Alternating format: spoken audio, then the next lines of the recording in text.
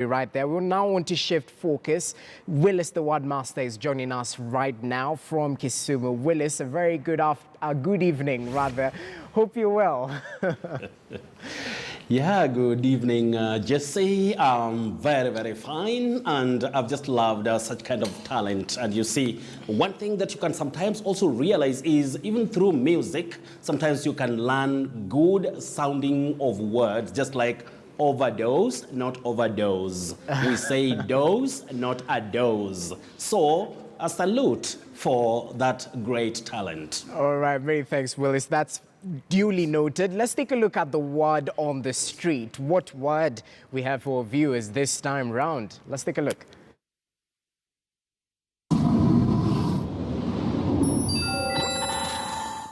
OVIVIPAROUS.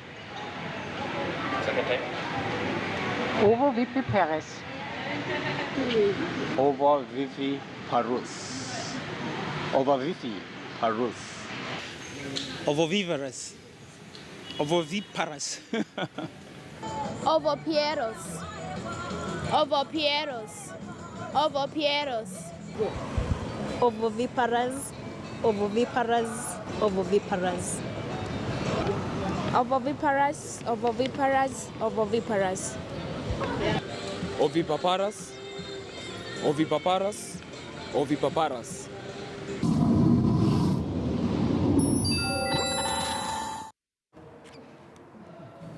Well, quite mouthful, Willis. Just Yes, tell us yes, how that exactly is we it. pronounce it and perhaps Yes. the meaning as well. Well, Jesse, just as you've said it, it's a mouthful and also tricky, and the word is used to describe an animal that produces babies by means of eggs that are hatched inside the body, just like some snakes. Now, you say ovoviviparous. Ovoviviparous. That part is a bit tricky. Ovovi. Then we have the stress on V, then paras. Ovoviviparous. But just when we talk about an animal that produces eggs rather than live babies, you say oviparous. Oviparous. Then when we talk about the animals or an animal that produces live babies rather than eggs, you say viviparous. Viviparous. So such terms or words are tricky and of course mouthfuls. A very mouthful indeed. Let's move over to the next word right now. A building containing washing facilities and toilets. It's a noun. Abolitions, I've had that a couple of times. Abolitions block, but there's no U. Is there a U while we pronounce it, or it's just ablutions block? You just say ablutions, ablutions. But the way you've just explained, there are many people who find themselves saying ablutions. Just certain words, when we have what we call consonant clusters, it becomes a problem to many non-native speakers to pronounce it correctly. So we have what we call intrusive vowel sounds. So some people find themselves saying ablutions, maybe from the word abolition, but that one is strictly ablutions, just like ablutions block or to visit the ablutions. And that word means to visit, not to visit, but the act of washing yourself. All right, let's move over to the next word. Due to time, a system of society or government ruled by women. I know patriarchy, but is it matriarchy, matriarchy? How do you pronounce it? Oh, you say patriarchy. That first A takes the sound A, or the sounding A, which is a glide. Now you say matriarchy and patriarchy. Matriarchy, patriarchy. Matron, patron. So we have to get those ones right, Jesse. All right, Willis, allow me to cross over to you. Let's just take a look at some of the feedback we have for viewers, as well as the other tricky words you have in store for us in terms of pronunciation. Oh, great. And you've said because of time, and we have just to go with that. Now, Johnson Mayenga, you say pseudo-caliphate, pseudo-caliphate. Then egalitarianism, and then your last word you can say chastisement or chastisement. Ask Wadani of Nairobi, keep them fewer than that big list. Just use the fewer words or send in the fewer words so that it can be easy to handle them. You say colonel, not colonel, penguin, not penguin, and isthmus, not isthmus. Alice Chepkwony Silas, you say caterer, not caterer, and you say catering, not catering. David Omondi of Kisumu, you say hyacinth and jeopardize, not jeopardize. Many people make that mistake, in fact, innocently, because we hear it a lot when we grow up or as we grow up locally. You just hear of jeopardize, jeopardy, but you don't say that. You say jeopardize, jeopardy, leopard, not leopard, and you also say Leonard, not Leonard. So we have Jacqueline Nafula, aka Madam Nursing Officer of Eberege Health Center.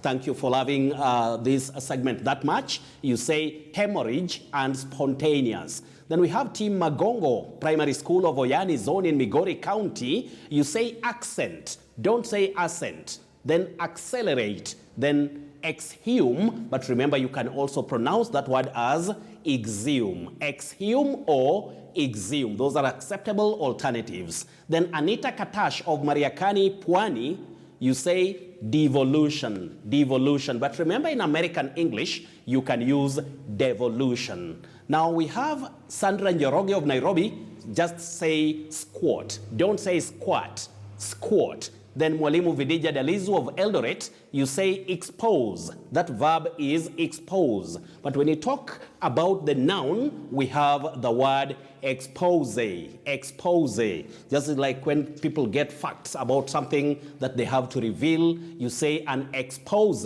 or expose. But now, to the surprise word for tonight. You may realize that many people say automobile, automobile, but those are inaccurate pronunciations. This word, in fact, is commonly used in American English to mean a car. So you say automobile, automobile. A bit tricky because we are used to the short form of automobile, that is auto, and we are also used to mobile, but for this word you don't say automobile, automobile, automobile, no. You say automobile, a bit tricky. Then we come to confusing words.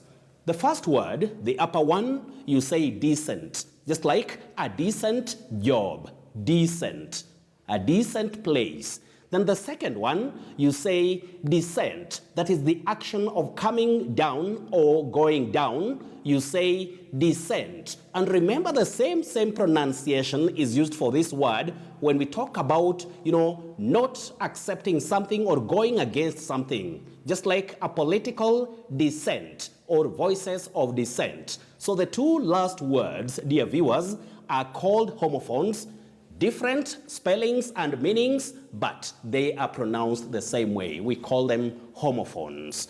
Now, when it comes to the much talked about or much asked about words, for this week, it's about nations and things or people from those places.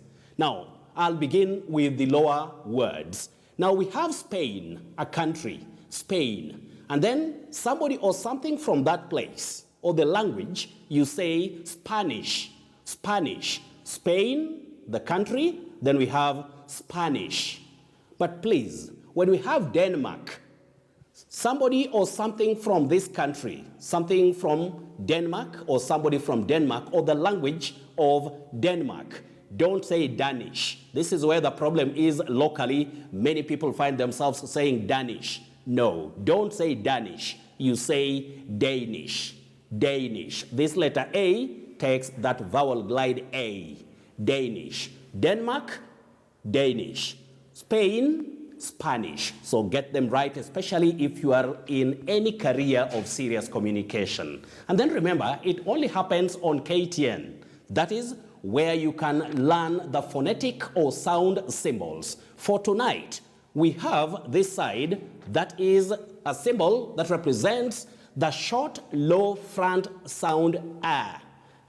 Just like in the word back, back, B-A-C-K. This is the phonetic symbol or the sound symbol. You have like an A, which is combined with an E. It is the low front sound A, the short one. But this one, this side where we have the full colon after this symbol, we have it as the long, low front sound ah. You drag it a bit. So just like in the word back, back, to back, just like what the dog or dogs do, back. But this one, back, just like P-A-C-K, we also say pack with a short sound ah.